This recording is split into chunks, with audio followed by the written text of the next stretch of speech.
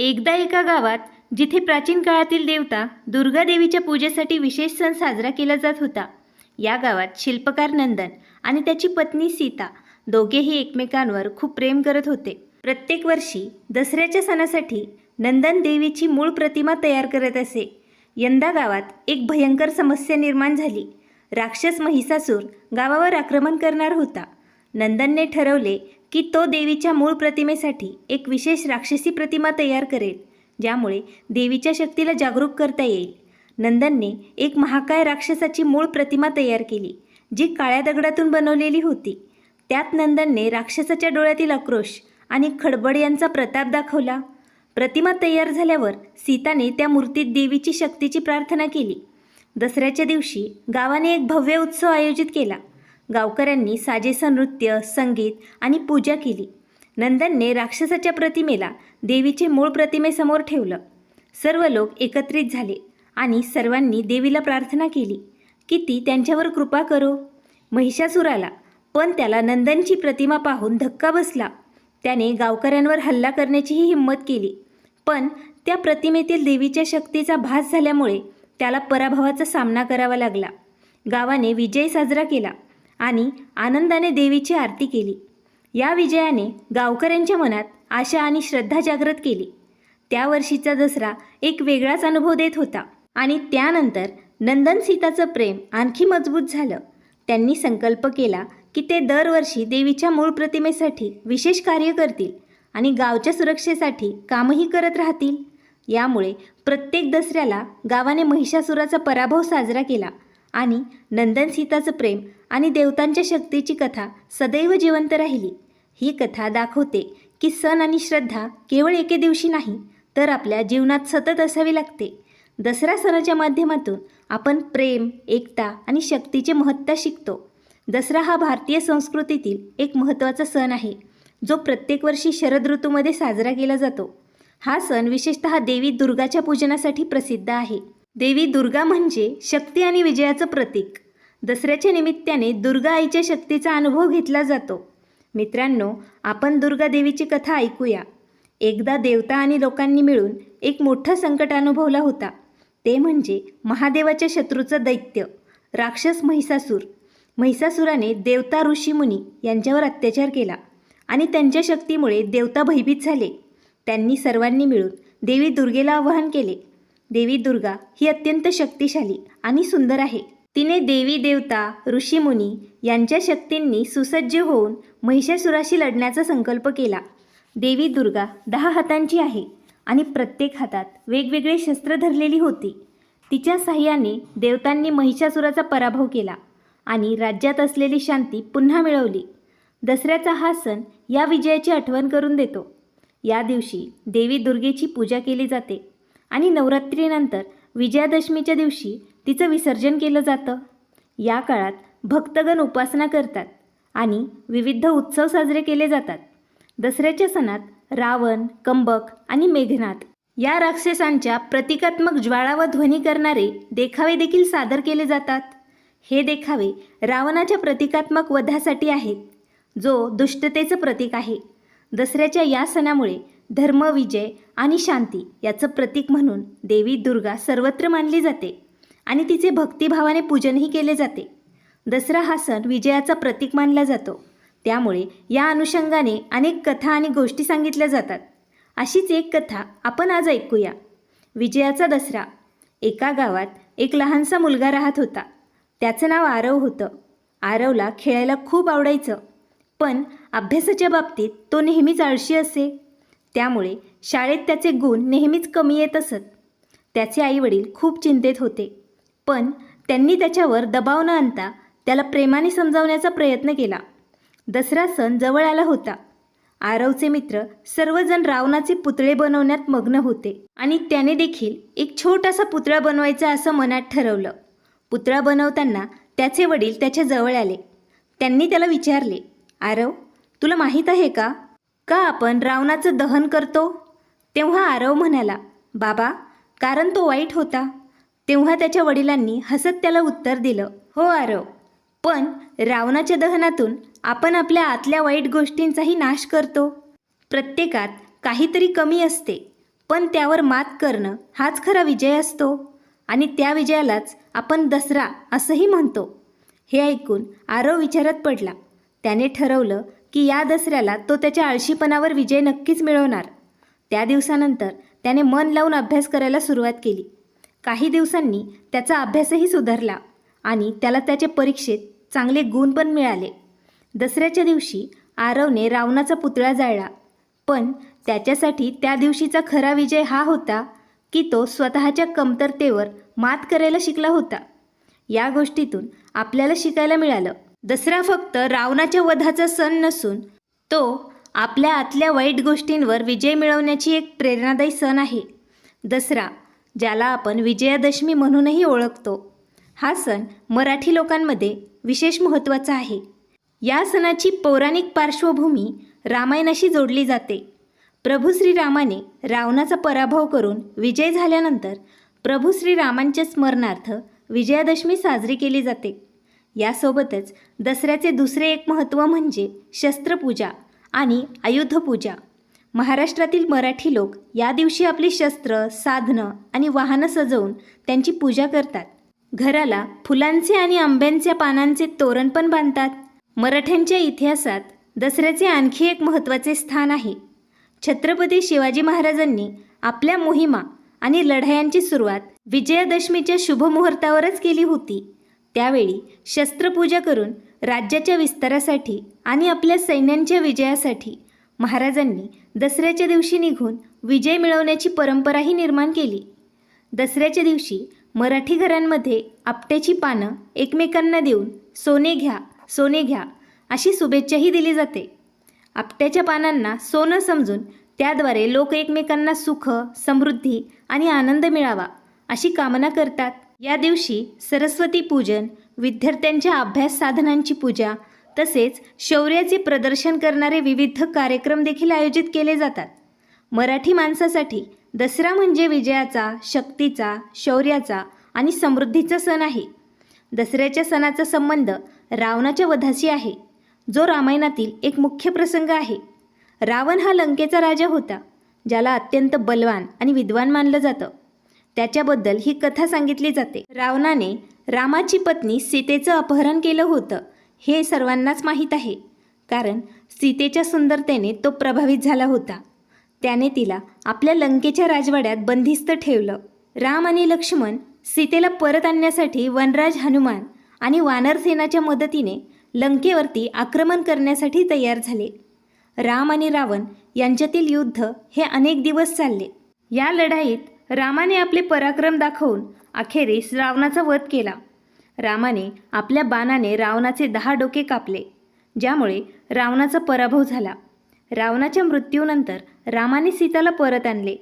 या विजयाचा आनंद साजरा करण्यासाठी विजयादशमी किंवा दसरा सण साजरा केला जातो. या दिवशी रावणाच्या प्रतिकात्मक पुतळ्याचे दहन केले जाते, ज्यातून सत्याचा विजय आणि असत्याचा पराभव हा संदेश लोकांना दिला जातो. रामायणाची पार्श्वभूमी काय आहे हे बघूया. रामायण हे भारतातील पौराणिक महाकाव्य आहे, जे भगवान रामाच्या जीवनातील घटनांचं वर्णन करतो. राम, सीता आणि लक्ष्मण यांची कथा रावणाच्या अत्याचाराच्या विरोधात लढण्याबद्दल आहे. मित्रांनो, रावणाचा वध कसा झाला ते पाहूया. रावण, जो लंकाराजस होता, त्याने सीतेचं अपहरण केलं. प्रभू श्रीरामांनी लक्ष्मण आणि हनुमान यांच्या मदतीने रावणाच्या साम्राज्यावर आक्रमण केलं. त्याच युद्धात प्रभू श्रीरामांनी रावणाचा वध केला. युद्ध आणि विजय. प्रभू श्रीरामांनी 10 दिवसांच्या लढाईनंतर रावणाचा वध केला, जो दुष्टतेचं प्रतीक होतं. हा विजय धर्म आणि सत्यावर असलेल्या विश्वासाचे प्रतीक आहे. मित्रांनो, दसरा साजरा करणं म्हणजे काय? विजयादशमीचा सण या विजयाचं स्मरण करतो. भारतीय संस्कृतीत हा सण खूप महत्त्वाचा आहे. लोक या दिवशी नवा आरंभ करतात, दुर्गापूजा करतात आणि रावणाचे पुतळे जाळून विजयाचे प्रदर्शन करतात. तर दसरा हा सण एकात्मतेचा, शक्तीचा आणि विजयाचा सण आहे, हेही आपल्याला माहीत आहे, जो प्रत्येक वर्षी उत्साहात साजरा केला जातो. दसरा हा सण भारतात विविध ठिकाणी विविध प्रकारे साजरा केला जातो आणि प्रत्येक गावची दसऱ्याची एक कथा वेगळी असू शकते. एका गावातील दसऱ्याची एक कथा अशी आहे. खूप वर्षांपूर्वी महाराष्ट्रातील एका लहानशा गावात रावणगाव नावाचा एक शूर आणि न्यायप्रिय राजा राज्य करत होता. त्याच्या राज्यात सर्व लोक सुखी होते आणि कोणत्याही प्रकारची गैरव्यवस्था नव्हती. परंतु रावणगावच्या शेजारी असलेल्या दुसऱ्या गावचा राजा अत्यंत क्रूर होता आणि त्याने अनेक गावांवर आक्रमणही केले होते. रावणगावचा राजा आणि त्याच्या सैन्यांनी या क्रूर राजाचा पराभव करण्याचा निर्णय घेतला होता. राजा आणि त्याचे शूरवीर सैन्य रणांगणात उतरले. हे युद्ध अनेक दिवस चालू होते आणि शेवटी रावणगावचा राजा विजय प्राप्त करतो. या विजयाचा आनंद गावातील लोकांनी विजयादशमी या नावाने म्हणजेच दसरा सण साजरा करण्यास सुरुवात केली. या सणात त्या क्रूर राजाचं प्रतिकात्मक रूप म्हणून रावणाचे पुतळे जाळले जाऊ लागले. लोकांनी हे पुतळे जाळून वाईटावर चांगल्याचा विजय साजरा करायला सुरुवात केली. त्यानंतर दरवर्षी त्या गावात मोठ्या आनंदाने दसरा साजरा होऊ लागला. गावात उत्सवाची धूमधाम असते. लोक नवीन नवीन कपडे घालतात, देवतांची पूजा करतात आणि रावणाच्या पुतळ्यांचं दहनही करतात. या उत्सवाचा संदेश असा होता की वाईट कितीही मोठं असेल तरी शेवटी चांगल्याचाच विजय होतो. मित्रांनो, ही कथा त्या गावातील लोकांसाठी केवळ सणांचं प्रतीक नसून न्याय, धैर्य आणि चांगुलपणाचा विजय या मूल्यांचं स्मरणही करतो. मित्रांनो, एकेकाळी एका छोट्याशा गावात रामू नावाचा गरीब शेतकरी राहत होता. रामू खूप कष्टाळू होता, पण त्याला शेतीत फारसे काही यश येत नव्हते. त्याची शेती दुष्काळामुळे सतत नुकसानीतच जात असे. एक दिवस तो अत्यंत निराश झाला आणि देवाकडे गऱ्हाणे मांडायला गेला. रस्त्यात त्याला एक ज्ञानी वृद्ध भेटला. त्या वृद्धाने त्याला विचारले, "का रे रामू, इतका उदास का दिसतोयस?" रामूने त्याची सगळी कहाणी त्या वृद्ध व्यक्तीला सांगितली. तेव्हा त्या वृद्धाने सांगितले, "बाळ, परिस्थिती कितीही कठीण असो, तुला कधीच हार मानायची नाही. दसऱ्याचा सण आपल्याला हेच शिकवतो की आपण आपल्या अडचणींवर विजय मिळवू शकतो. रामाने रावणाचा पराभव केला, तसंच तू तुझ्या समस्या आणि परिस्थितीवर विजय मिळवू शकतोस. पण त्यासाठी मेहनत, विश्वास आणि योग्य मार्गदर्शनाची तुला खूप गरज आहे." रामूने त्या वृद्धाचं ऐकलं आणि मनापासून प्रयत्न करायचं ठरवलं. त्याने नवीन तंत्रे आणि पाण्याचे व्यवस्थापनही शिकले. काही महिन्यानंतर त्याचे शेतीत चांगले उत्पन्न होऊ लागले आणि तो आनंदाने जगू लागला. मित्रांनो, या गोष्टीतून आपल्याला शिकायला मिळाले, दसरा हा सण आपल्याला शिकवतो की कोणत्याही संकटावर संयम, विश्वास आणि प्रयत्नांमुळे विजय मिळवता येतो. रामायणातील राम रावण हे युद्ध सत्य आणि असत्य, चांगुलपणा आणि वाईटपणा यांच्यातील संघर्षाचं प्रतीक आहे. प्रभू श्रीरामाने रावणाचा पराभव करून सत्य आणि धर्माचा विजय केला. या घटनेवर आधारित दसऱ्याचा सण साजरा केला जातो. एकदा एका गुरुने त्याच्या शिष्यांना रामायणातील एका घटनेचं महत्त्व समजून सांगण्यासाठी एक गोष्ट सांगितली. गुरुजी म्हणाले, प्रभू श्रीरामाने रावणाचा वध करून केवळ राक्षसाचाच नाश नाही केला, तर आपल्या आतल्या अहंकार, क्रोध, लोभ आणि मोह या वाईट प्रवृत्तीचा नाश करण्याचंही महत्त्व शिकवलं आहे. रावण विद्वान होता, परंतु त्याच्या अहंकारामुळे त्याने चुकीची दिशा घेतली. त्यामुळेच त्याला नाश पत्करावा लागला. ते पुढे म्हणाले, दसऱ्याचा खरा अर्थ हा आहे की आपणही आपल्या जीवनातल्या रावणांचा म्हणजेच नकारात्मकता, लोभ आणि अहंकाराचा नाश करावा. प्रत्येकाने आपल्या आतल्या रावणाला जाळून प्रभू श्रीरामाच्या आदर्शानुसार जीवन जगायला हवं. रामाचे आयुष्य सत्य, कर्तव्य आणि निष्ठेचा आदर्श आहे. दसरा सण हे नेहमीच आपल्याला आठवण करून देतो की आपल्यालाही आपल्या आतल्या वाईट विचारांवर विजय मिळवून सत्कार्याच्या मार्गावर चालायचं आहे. मित्रांनो, यातून आपल्याला शिकायला मिळालं, रामायणातील राम आणि रावण हे युद्ध आपल्याला शिकवतं की बाहेरील शत्रूविरुद्ध लढताना सर्वात महत्त्वाचं असतं आपल्यातील वाईट प्रवृत्तीचा नाश करणं. दसरा हा सण आपल्याला सतत चांगुलपणा, सत्य आणि कर्तव्याच्या मार्गावर राहण्याचा संदेश देतो. रामायणातील कैकेयी ही एक पराक्रमी आणि बुद्धिमान राणी होती, पण तिच्या एका चुकीच्या निर्णयामुळे तिचे नाव नेहमीच नकारात्मक दृष्टिकोनातून पाहिले जाते. मित्रांनो, मी या कथेचा एक वेगळा दृष्टिकोन सांगण्याचा प्रयत्न करत आहे. कैकेयी खरोखरच रामाला आईप्रमाणे प्रेम करत होती आणि तिला राम अत्यंत प्रिय होता. मात्र तिच्या सेविकेने म्हणजेच मंथरा तिने तिला असे विचार शिकवले की जर राम राजा झाला तर भारताला कधीच योग्य तो मान सन्मान मिळणार नाही. मंथरेने कैकेयीच्या मनात संशयाचे आणि असुरक्षिततेचे बी पेरले. यातून कैकेयीने 2 वरदानांची मागणी करून रामाला 14 वर्षांसाठी वनवासात पाठवले आणि भारताला राजगादी मिळवून दिली. कैकेयीच्या या निर्णयामुळे रामाचा वनवास झाला आणि शेवटी रावणाच्या अत्याचारांवर विजय मिळवण्याचा मार्ग तयार झाला. रावणाचा पराभव करून प्रभू श्रीरामाने दसऱ्याच्या दिवशी सत्य आणि धर्माचा विजय साजरा केला. त्यामुळेच दसरा हा सण विजयादशमी म्हणून साजरा केला जातो. कैकेयीच्या या कथेचा बोध असा आहे की तिची कृती भलेही चुकीची ठरली असेल तरी त्या वनवासाच्या निर्णयाने मोठा बदल घडवला.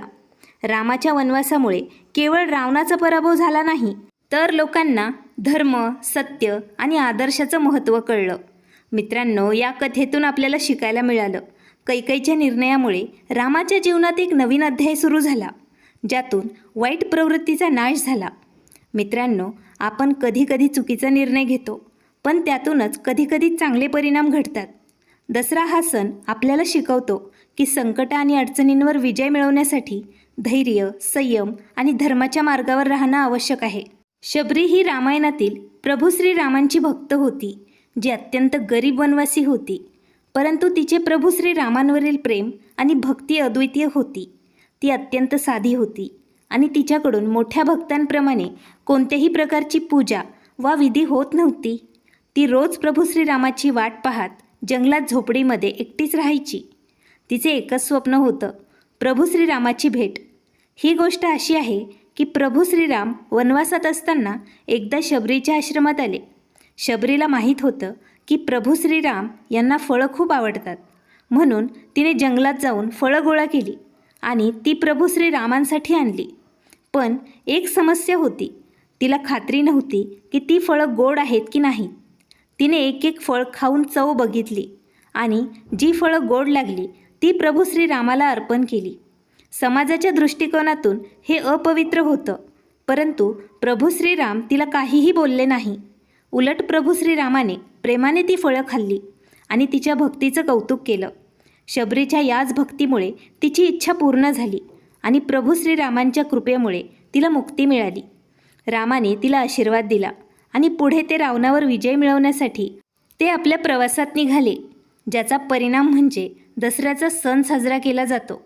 मित्रांनो, शबरीची ही कथा आपल्याला शिकवते की भक्ती ही मनाची असते. ती कृतीतून नव्हे, साधी जीवनशैली आणि प्रामाणिकपणा यातून पण सिद्ध होते. शबरीच्या याच भक्तीमुळे प्रभू श्रीरामांचा तिला आशीर्वाद मिळाला.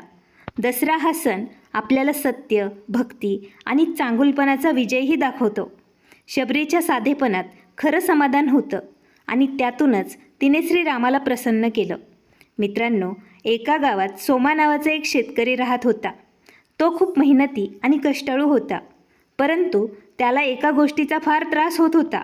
त्याला वाटायचं त्याच्या शेजाऱ्यांनी त्याच्यावर आणि त्याच्या कुटुंबावर जादूमंतर केल्याचा त्याचा समज होता. गावातील काही लोकांना अंधश्रद्धेचा एवढा पगडा होता की कोणतीही वाईट घटना घडली की ते जादूटोणा आणि अंधश्रद्धेलाच कारणीभूत समजायचे. दसऱ्याच्या आदल्या दिवशी सोमाच्या घरातील गाय आजारी पडली. गावातील काही लोकांनी त्याला सांगितलं की शेजारच्या बाईने तंत्रमंत्र करून गाई आजारी पाडली आहे.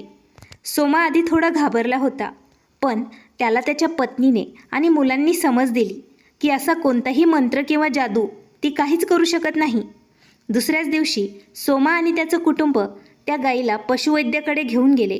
वैद्याने तपासून सांगितले की गाय आजारी पडण्याचं कारण तिच्या खाण्यापिण्याची योग्य काळजी न घेणं हे होतं. योग्य औषधं दिल्यानंतर काही दिवसातच त्याची गाय पूर्णपणे बरी झाली. सोमाला आता समजलं की अंधश्रद्धेमुळे लोक भीती आणि गैरसमजुतीमध्ये जगतात. दसऱ्याच्या दिवशी सोमा आणि त्याच्या कुटुंबाने नवीन सुरुवात केली. त्यांनी आता ठरवलं की अंधश्रद्धा पसरवणं बंद करून लोकांमध्ये वैज्ञानिक दृष्टिकोनाचा प्रचार करायचा आणि प्रत्येक समस्येचं शास्त्रशुद्ध उत्तर शोधायचं.